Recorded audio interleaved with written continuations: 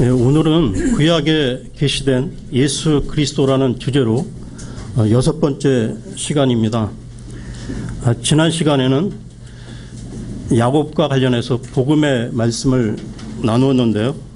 오늘은 창세기의 주요 인물 아브라함, 이삭, 야곱, 요셉 이 네 사람 중 요셉과 관련해서 말씀을 나누겠습니다.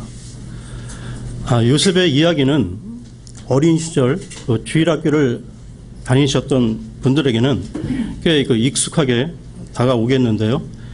요셉과 관련해서 이 창세기에는 여러 가지 다양한 이야기가 소개되고 있습니다.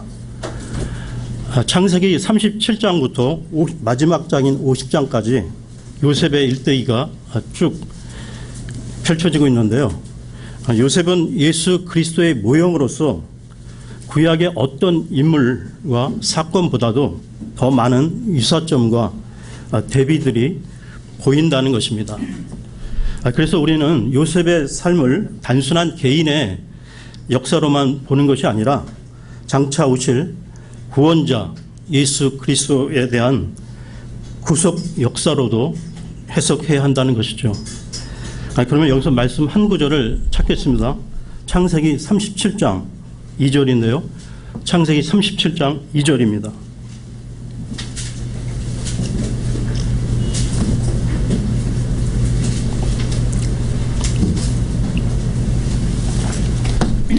야곱의 세대들은 이러하니라. 요셉이 17세가 되어 자기 형들과 함께 양떼를 먹이더라. 이 소년이 자기 아버지의 아내인 비라와 실바의 아들들과 함께 있을 때 그들의 나쁜 행실을 자기 아버지에게 보고하니라. 이처럼 요셉은 양을 치던 목자였는데요. 예수님 또한 목자가 되십니다. 그럼 이와 관련된 말씀을 찾겠는데요. 요한복음으로 가겠습니다. 요한복음 10장 11절에서 14절입니다. 요한복음 10장 11절에서 14절입니다.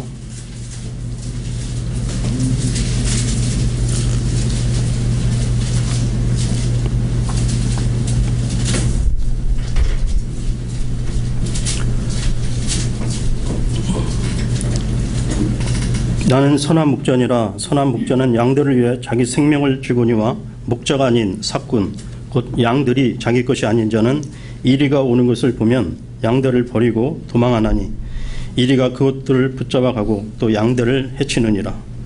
삭군이 도망하는 것은 그가 삭군이므로 양들을 돌보지 아니하기 때문이라. 나는 선한 목자라. 내 양들을 알고 내 양들도 나를 아노라. 요셉이 양떼를 돌보았듯이 구원자 되신 예수 그리스도께서 구속받은 우리들을 돌보시고 계십니다. 그러면 다시 창세기로 돌아와서 창세기 37장 3절에서 4절을 보겠는데요. 창세기 37장 3절에서 4절입니다. 이제 이스라엘이 자기의 모든 자식들보다 요셉을 더 사랑하였으니 이는 그가 노년에 얻은 아들이기 때문이더라. 그가 그를 위하여 채색 옷을 지었더라. 그의 형제들은 자기들의 아버지가 그의 모든 형제들보다 그를 더 사랑하는 것을 보고 그를 미워하여 그에게 평안하게 말도 할 수 없었더라. 이처럼 요셉은 어려서부터 아버지 야곱에게 가장 사랑받는 아들이었는데요. 그러다가 어느 날 요셉은 특별한 꿈을 꾸게 됩니다. 다음 말씀인 창세기 37장 6절에서 11절을 보겠는데요. 37장 6절에서 11절입니다. 그가 그들에게 이르되 청하건대 내가 이 꿈을 들으소서.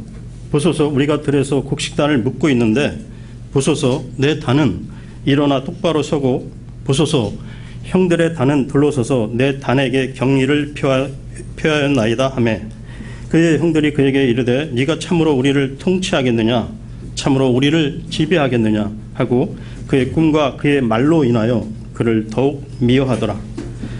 그가 또 다른 꿈을 꾸고 그 꿈을 자기 형들에게 고하여 이르되 보소서 내가 또 꿈을 꾼즉 보소서 해와 달과 11별이 내게 경의를 표하더이다 하니라. 그가 그 꿈을 자기 아버지와 형들에게 고하매 그의 아버지가 그를 꾸짖고 그에게 이르되 네가 꾼 이 꿈이 도대체 무엇이냐? 나와 네 어머니와 내 형제들이 참으로 가서 땅에 엎드려 이게 절하겠느냐 하니라.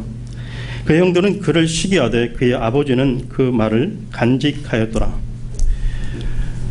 이처럼 하나님은 꿈을 통해 요셉에게 어린 시절부터 큰 비전을 품게 하셨는데요. 문제는 요셉을 향한 형들의 극심한 시기와 질투였습니다. 요셉의 인생 여정은 누구보다도 예수 그리스도의 생애를 잘 반영하고 있는데요.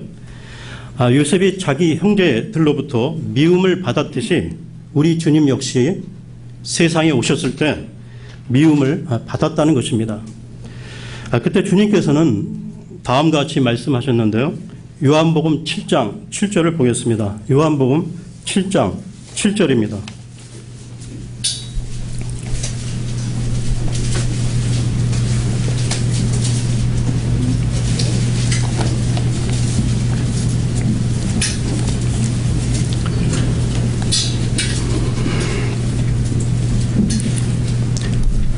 세상이 너희는 미워하지 못하나 나는 미워하니 이는 내가 세상에 대해 증언하되 곧 세상의 행위들이 악하다고 증언하기 때문이라.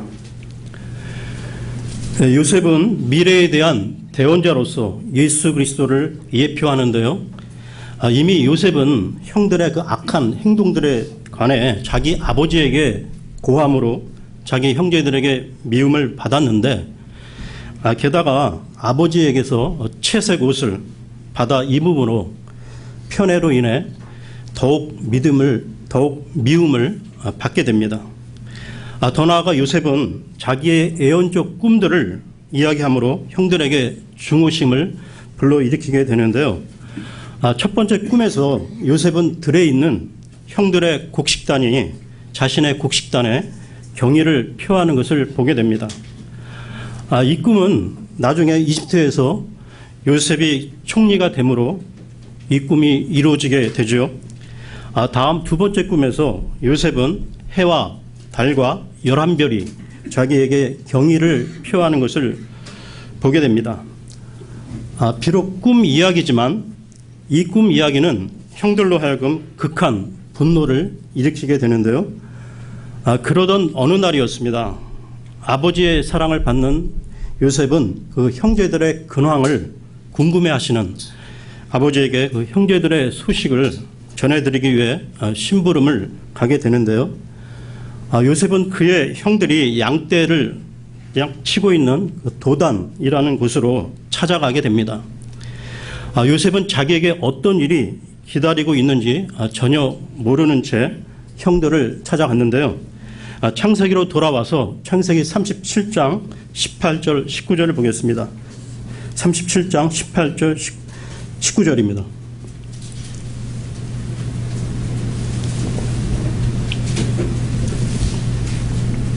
그가 그들에게 가까이 가기도 전에 그들이 멀리서 그를 보고는 그를 죽이려고 그를 대적하여 음모를 꾸미며 서로에게 이르되 보라 이 꿈꾸는 자가 오는도다. 형들의 마음속에서 시작된 그 요셉에 대한 미움과 시기는 결국 표면으로 드러나게 되는데요. 아버지가 멀리 떨어져 지금 없는 이 도단에서 요셉을 보는 순간 그들 가슴에 맺혀있던 분노가 터진 것입니다. 형들은 요셉을 죽이면 그가 자기들을 다스리지 못하리라고 생각했는데요. 이와 마찬가지로 유사한 사항이 예수님에게도 나타났습니다. 그때 당시 이스라엘의 종교 지도자들은 예수님을 대적하여 음모를 꾸며 죽이려고 했는데요. 예수님의 온갖 그 이적들을 보고 들은 그 군중들이 예수님을 왕으로 세우려는 여론이 있었기에 예수님을 죽이기만 하면 그가 자기들을 다스릴 수 없다고 믿었던 것입니다. 계속해서 창세기 37장 23절에서 24절을 보겠는데요. 37장 23, 24절입니다. 요셉이 자기 형들에게 이르매 그들이 요셉의 옷 곧 그가 입은 채석옷을 벗기고 그를 붙잡아 구덩이에 던졌는데 그 구덩이는 비어 있고 그 속에는 물이 없더라. 지금 누가 요셉을 구덩이에 던졌습니까? 모르는 남이 아니라 가장 가까운 형제들이었습니다. 우리가 이 세상을 살아가다 보면 보통 시기라는 것은 잘 모르는 사람보다도 이해관계가 얽혀있는 같은 울타리, 같은 교제권 안에서 쉽게 일어나는 것을 보게 되는데요. 그런데 이와는 반대로 가장 가까운 가족, 친구들이 우리를 세워주기도 합니다.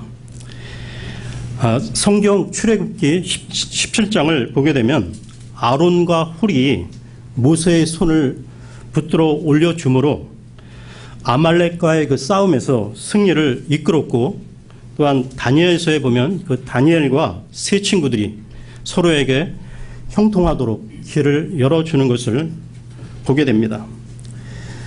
사실 가장 가까운 곳에 좋은 사람들을 두는 것은 축복입니다. 가까운 곳에 우리를 세워주는 사람이 있다면 그것은 하나님의 큰 은혜와 축복이죠. 그러나 가장 가까운 사람들이 꿈꾸는 사람들을 쓰러뜨릴 수 있다는 것입니다. 예수님을 판 사람이 누구입니까?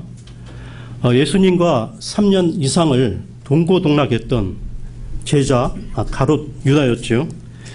우리가 요셉처럼 꿈을 꾸며 나갈 때 우리의 꿈을 좌절시킬 수 있는 사람들이 가장 가까이에 있을 수 있음을 잊지 말아야 합니다. 사람은 신뢰의 대상이 아니기 때문입니다. 또한 꿈꾸는 사람은 요셉처럼 구덩이에 던져지는 이 경험을 하게 되는데요. 이 구덩이는 고통과 고난의 구덩이라는 것입니다. 역경과 시련이 동시에 찾아와 꿈꾸는 자를 당혹해 하기도 하는데요. 요셉의 채색옷은 벗겨졌고 요셉은 구덩이에 던져졌습니다. 그러다가 결국은 노예로 팔려 이집트까지 내려가는데요. 요셉은 미디안 상인에게 은 20개 팔려갑니다. 이 일은 마치 가룟 유다가 예수님을 은 30개 팔아 넘겼고 빌라도에게 고난을 받아 예수님이 십자가에서 옷 벗김의 그 수치를 당하신 것까지 우리가 지금 살펴보고 있는 요셉은 예수 그리스도의 그림자라는 것입니다. 그럼 계속 요셉과 이 예수님의 유사점을 계속 살펴보겠습니다. 창세기 37장에 나와 있는 그 요셉의 꿈과 관련된 일련의 사건들을 쭉 살펴보면 그 모든 문제들의 큰 뿌리는 시기, 질투라고 할 수 있는데요. 그런데 이 시기심 가운데 최고의 것은 바리새인들이 주님을 향해 갖고 있었던 바로 그것이었습니다. 여기서 말씀을 보겠는데요. 마태복음 27장 15절에서 18절입니다. 마태복음 27장 15절에서 18절입니다.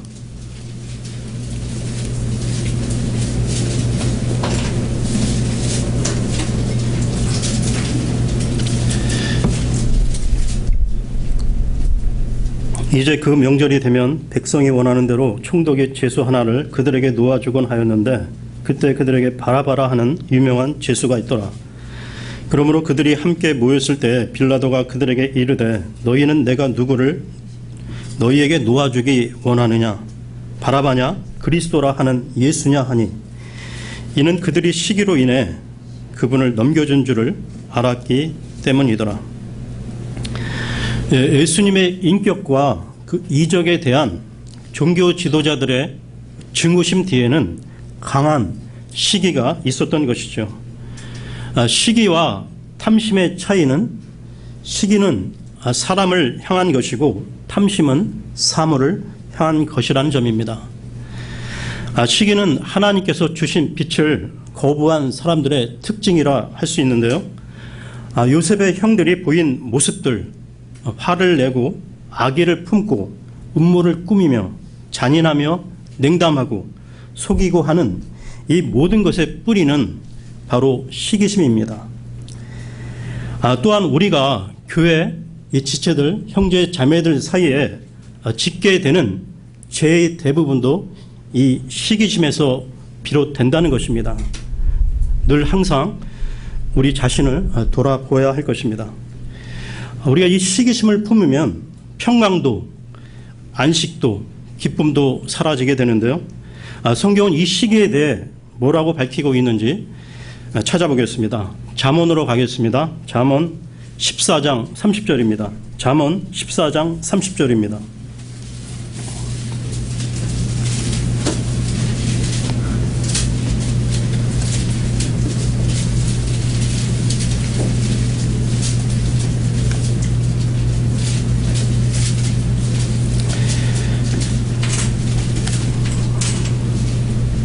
건전한 마음은 육체의 생명이나 시기는 뼈를 썩게 하는 것이니라. 계속해서 잠언 27장 4절을 보겠습니다. 27장 4절입니다.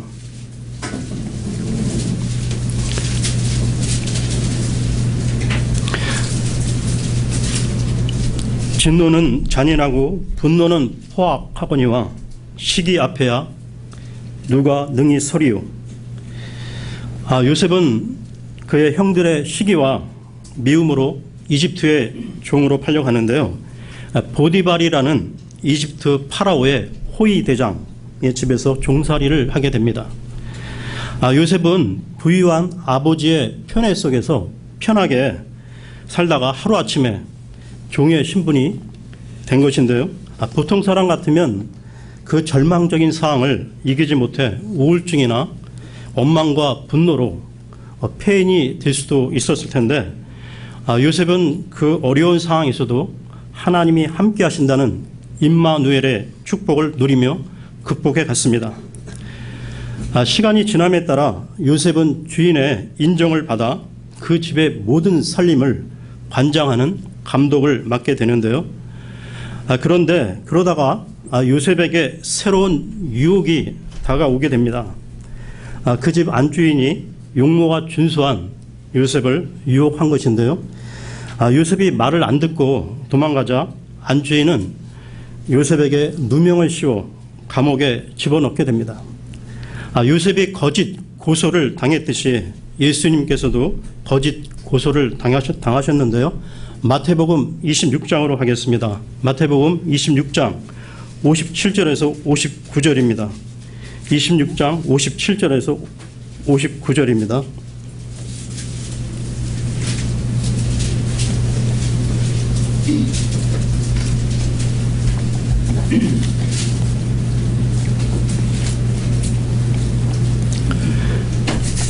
예수님을 붙잡은 자들이 그분을 대제사장 가야바에게로 끌고 갔는데 거기에 서기관들과 장로들이 모여 있더라. 그러나 베드로는 멀찍이 떨어져서 그분의 뒤를 따라 대제사장의 관저에까지 가서 결말을 보려고 안에 들어가 하인들과 함께 앉았더라. 이제 수제사장들과 장로들과 온 공회가 예수님을 죽이려고 그분을 대적할 거짓 증인을 구하되 요셉은 그 거짓 누명을 쓰고도 아무런 변명도 안 하고 감옥에 3년 동안 갇히게 되는데요. 예수님 또한 자신의 고난에 대하여 묵묵히 감당하셨음을 이사야서는 밝히고 있습니다. 이사야서 53장 7절을 보겠는데요. 이사야서 53장 7절입니다.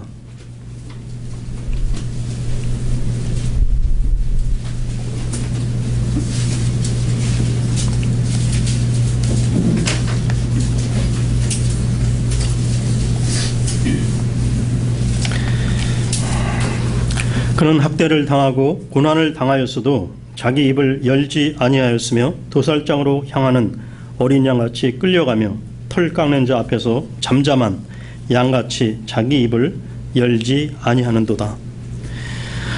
죄 없으신 예수님은 자기 백성인 유대 지도자들과 무리들에 의해 재판에 넘겨지게 되는데요. 하나님의 아들이라 칭하였다는 그 신성 모독과 로마의 반역자로 올가매어 재판에 넘겨진 것입니다. 그런데 이 재판이 말이 안 되는 것이 재판관이었던 빌라도 총독도 신문하였지만 예수님에게서 죄를 찾지 못했다는 것이죠. 이 부분을 성경에서 확인해 보겠습니다. 누가복음 23장 20절에서 23절인데요. 누가복음 23장 20절에서 23절입니다.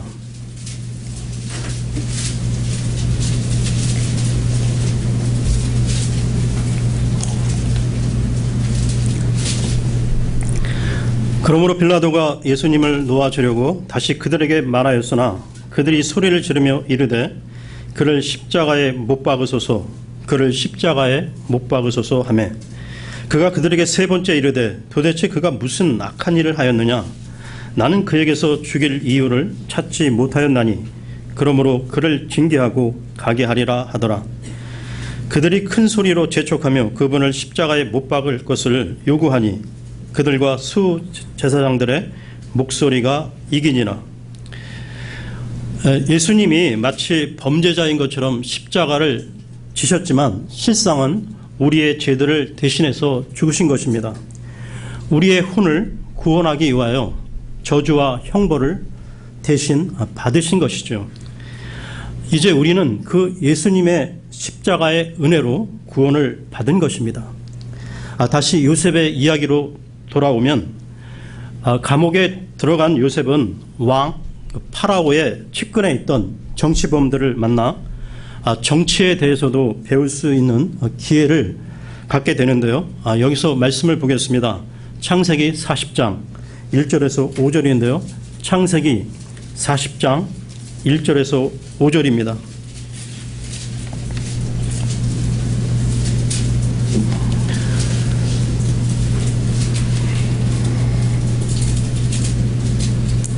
이 일들 뒤에 이집트 왕의 잠 맡은 자와 빵 굽는 자가 자기들의 주 이집트 왕에게 실수를 범하며 파라오가 자기의 직무 수행자들 중에 두 사람 곧 잔 맡은 자들의 우두머리와 빵 굽는 자들의 우두머리에게 노하고 그들을 호위 대장의 집에 감금하여 감옥에 두었는데 그곳은 요셉을 묶어둔 곳이더라.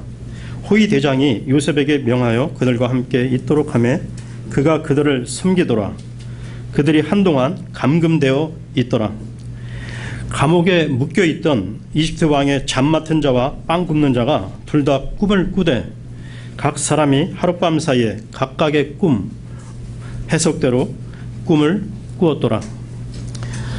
요셉은 그 두 사람의 꿈을 듣고 하나님의 지혜로 해몽을 해주는데요. 그때 요셉의 해몽을 통해 그 중 한 사람은 복권이 되어 자기 위치를 회복하지만 다른 한 사람은 사형에 처하게 됩니다. 이것 역시 예수님과 흡사한데요. 주님은 십자가에 달리셨을 때 곁에 그 두 죄수가 있었죠. 한 강도는 회개하고 구원을 받았지만 다른 한 강도는 예수님을 비방하고 영원히 멸망을 받게 되죠. 다시 요셉의 이야기로 돌아오면 그 이후 요셉은 감옥에서도 신실하고 지혜롭게 행동하여 감옥 간수의 인정을 받게 됩니다. 그러니까 요셉이 노예 생활을 할 때는 주인의 눈에, 감옥에 들어갔을 때는 간수의 눈에 하나님이 요셉과 함께 하심에 보게 함으로 전적으로 요셉을 신임하고 모든 일을 맡기는 것을 보게 되는데요. 요셉은 마침내 하나님의 때가 되어 감옥에서 나오게 됩니다. 이집트로 팔려간 지 13년 만에 요셉은 마침내 이집트의 총리가 되는 영광을 누리게 되는데요. 이 부분에서 우리가 잊지 말아야 할 것은 요셉이 어릴 적 그 꿈을 한두 번 잘 꾼 덕분에 이집트의 총리가 된 것이 아니라 요셉은 환경에 상관없이 13년간 날마다 근면과 신실함으로 일관된 그 청지기로서의 그 삶을 임마누엘, 즉 하나님과의 함께 하는 가운데 그 꿈을 이루어낸 것입니다. 계속해서 다음 말씀을 보겠는데요. 창세기 41장 40절에서 45절입니다. 창세기 41장 40절에서 45절입니다.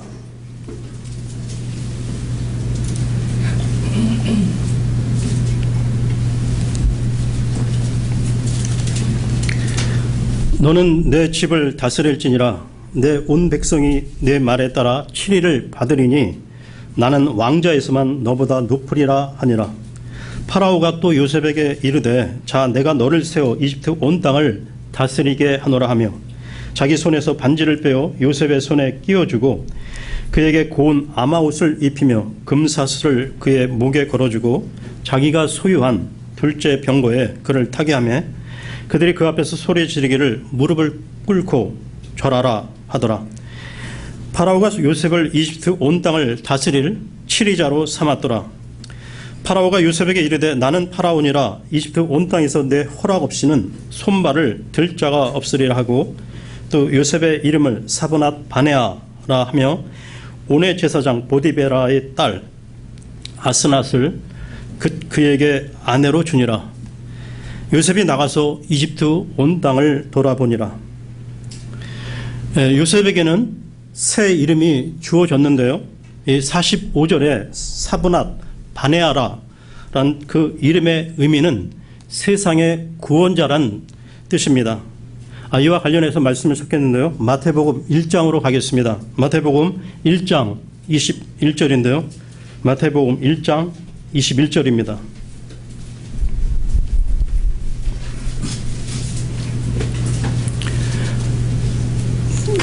그녀가 아들을 낳으리니 너는 그의 이름을 예수라 하라.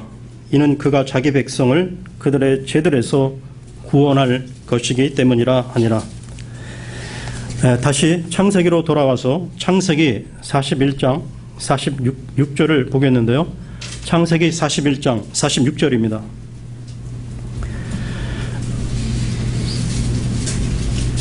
요셉이 이집트 왕 파라오 앞에 설 때에 나이가 30세더라.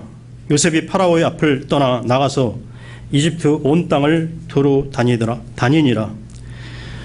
요셉이 나이 30에 공직 생활을 시작했듯이 누가복음 3장에 보면 예수님도 30세에 공적 생애, 공생애를 시작하셨다고 나와 있습니다. 계속해서 다음 말씀을 보겠는데요. 창세기 41장 53절에서 57절입니다. 41장 53절에서 57절입니다.